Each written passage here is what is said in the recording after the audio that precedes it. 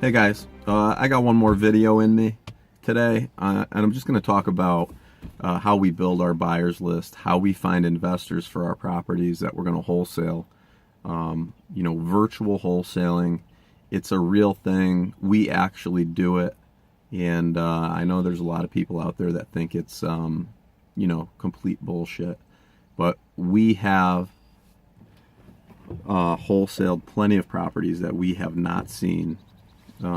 These properties are off the MLS, on the market. We get them under contract, we find a buyer, and we resell them the property. Since we're virtually wholesaling, we also virtually rehab. We end up in places that are new to us, and we kind of chase the deal. We don't look at the market so much. We're just looking for deals.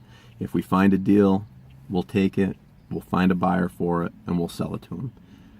So when we wholesale, we could get a property in a random spot in Texas or Alabama, Kansas, Illinois, whatever state, whatever place we're in. We always go through a few steps. There's a few things that we like to do that are a little faster for us to execute than others.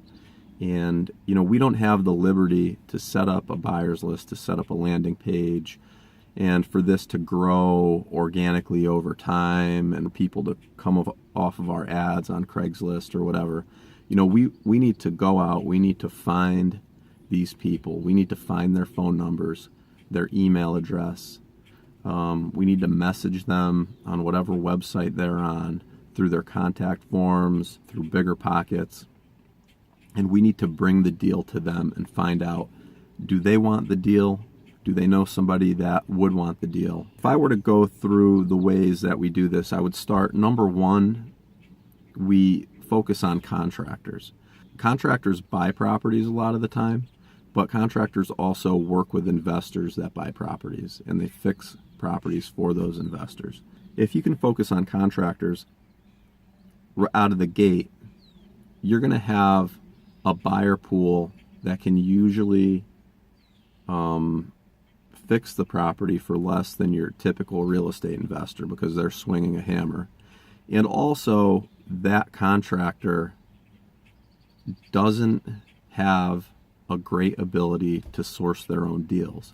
So you're basically sourcing deals for somebody that can fix the property for cheaper. So they're willing to pay a little more than your typical investor because they have a hard time getting deals, they're in short supply, and they can do it for cheaper. So how do we find contractors? Contractors, their phone numbers are on Yelp, on Yellow Pages, Home Advisor, they're all over the place.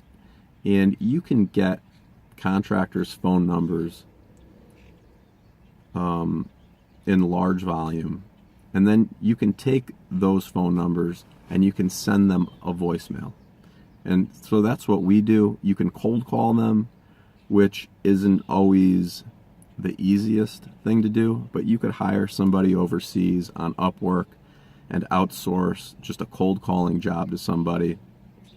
You set them up in a dialer, and that person just, they tear through numbers, they call contractors, they're asking, would you be interested in a deal? Do you know of anybody that might be interested in a deal? Could you give me their phone number? I like to automate things as much as I can. I like to be efficient with our time. So we end up taking phone numbers of these contractors and we send them a ringless voicemail drop. And that's basically, if you've ever heard of slide broadcast or slide dial, it's when you drop a voicemail into somebody's cell phone with a message. And so we'll drop a voicemail to somebody, to a contractor, and we'll say, I have a property at 123 Main Street. We're looking to sell it for $70,000. It needs about $30,000 in repairs, and it's worth about $150,000 on the back end. Was wondering if you might be interested, or if you know of somebody else that might be interested. If you are, give me a call back. And so then we'll get calls back from people that are just like, who the hell are you? but also from people that are like, I got your message and I am interested. But what happens is, because we want to be efficient with our time, when they call us back, we run them directly into voicemail. And when they go to voicemail, that act triggers a text message from our system that says, hey, sorry, I can't take the call right now. I was just calling you about a house that we have at 123 Main Street.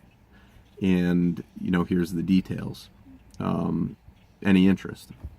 So this way, we send out the voicemail to contractors, they call us back, they get a text message, and then if they're interested, they'll reply to that automation. And then once they reply is when one of our admin, typically Ivan's in Macedonia, he'll pick up the text message from there and be like, here's the details, what do you need to know, blah, blah, blah. And then if they're like, give me a call, I am interested, then Emerson, who is our telemarketer from, he lives in Nicaragua, he'll just call them directly out of our system. So we have a software program that was custom built for us to be able to pull this off. But there's ways to do it, and you could even, talk to me. I haven't made that available to anybody, but it's something we could always talk about if somebody's interested. So Emerson will give them a call back, and he'll be like, hey, this is the house. Here's the details. Are you interested? And, here's the lockbox. When you going to go? He'll send buyers out to the property, these contractors, and it serves two purposes. It gets us an understanding of what the repair cost is on the property, and it also sends a potential buyer out there or a potential contractor if we're going to decide to rehab the property. It's possible that we might rehab the home, or we're going to wholesale it, or we're going to pass on it because we're going to find out it's too expensive to fix at that point. So send the contractors out if they're interested. We'll work out the numbers. We'll sign a contract. They'll get over their deposit to the title company, and then we'll just work to close. So that's in a perfect world. If we could just do that with contractors, it's real easy because we're taking phone numbers, we're sending voicemails, we're getting on the phone with interested parties, and we're sending them out to the property, and we're selling it. But, it's not always that easy, and there's a million different places that we need to go look because we can't just sell to contractors. And if it's 100% a deal, you could probably sell it to anybody. But, just some places, some houses, you just have to dig a little harder. We like to go find investors that have a profile, that are real players, and figure out what their phone number is, try to message them through those websites, get on a call with them, and see if they're interested. And maybe if they're not, if you get somebody on a call, or if you have a telemarketer that gets somebody on a call, you're going to want to find out, like, who do you know that might be interested? Another group of people that we hit are realtors. Realtors could be a real pain in the ass to deal with sometimes. They don't like people wholesaling to them. I'm a real estate broker in Connecticut. I'm a different breed of guy. We've come across some really cool realtors. I know some really awesome realtors, but the percentages are probably, not very great that you're going to run across an awesome realtor. There's a very good probability that you're going to run across a real dick that you're not going to want to deal with. But that's life. But the thing is, some realtors are super helpful. They get it. They're just like you and me, and it's really a super important group of people to tap into. And you could get their phone numbers. You could even drop them voicemails. You have to be a little more careful with realtors, though, because, they'll try to fuck you up sometimes. But, that's a huge market to tap into. Sometimes we'll go in and we'll just look on realtor.com and be like, this is an investor's realtor, or the REO guy. You got any buyers? Maybe if one of your buyers wants to buy the property, we could give you a commission. We're looking to sell it for this. If you could sell it for this, we could get 70. We don't care what you sell it for. So if you want to sell it to one of your guys for 75, we could give you a $5,000 commission, or however you want to work it, percentage, or however that's going to work. So we can work things out with realtors to sell the properties. A few other ways, we're trying to track down real solid investors. And for us to find a good investor, we are typically going to look at tax records to find out who really owns properties. And an easy place to get tax records from would be List Source, where you just pay for the list and you just look for, absentee owners, cash buyers, that sort of thing. Another place you can find investors, people that own land, people that have bought properties for cash, would be on the town's tax website, the tax assessor's website. And you can locate them, and then you could skip trace their phone number to find out, who they are, where they are. You could usually look online and find them and do some research, and we could get into skip tracing more in another a future episode. Really, it comes down to who is it, where do they live, and what's their phone number. A lot of the times, serious guys have websites or something online, a web presence somewhere where you can find them. Google searches are great to find investors.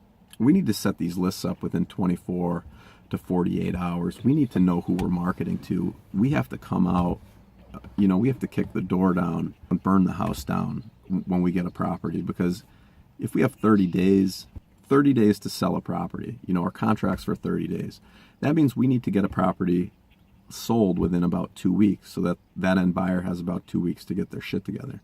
So if we only have 2 weeks to find a buyer, that means, the time starts as soon as we get it accepted. We need to find people that are interested, because they need time to go to the property. Sometimes they need a second time to go to the property, talk to somebody, show their partner, a bunch of bullshit in between that just takes a lot of time. So we really need to move fast. And in order to move fast, you need a lot of systems in place and a lot of people that just know their part and that can move quickly. So, research, tax records, BiggerPockets, Connected Investor, contractors. Another place you could look for is Craigslist. You look for people that are posting ads that are selling, trying to wholesale properties, or people that are trying to sell rehab properties. Another great place is to find a real estate agent in that market that has access to the MLS. And you go through and you ask for all the transactions over the past 2 years. You look for an Excel file to be exported to you. You pay that realtor for that information, and then you find out, which property was bought and then sold for more, where there's a spread where it looks like a flip. You look at those properties, you look at the tax records to see who bought it, and then you contact that buyer.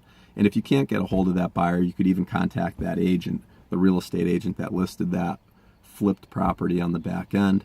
And you can always offer them a commission if they can sell it to their investor. And then you're kind of networking with these agents, and you're going through and you're, surgically finding real estate investors that want to buy your deals. So that kind of covers it. That covers a lot of good ways to get started. If you get a deal, those are some of the things you want to do. If you ever want to partner with us, I'm interested in partners. We're interested in lending on deals, working with people, or even just, working to find buyers in a certain market. So if you're interested at all, hit me up here, or, we have our website, offerautomation.com, and that's where the podcast is for Not Another Real Estate Investing Podcast. So you can listen to our episodes there about our systems, about automation, and that's about it. So hope you join us. Hope to see you again.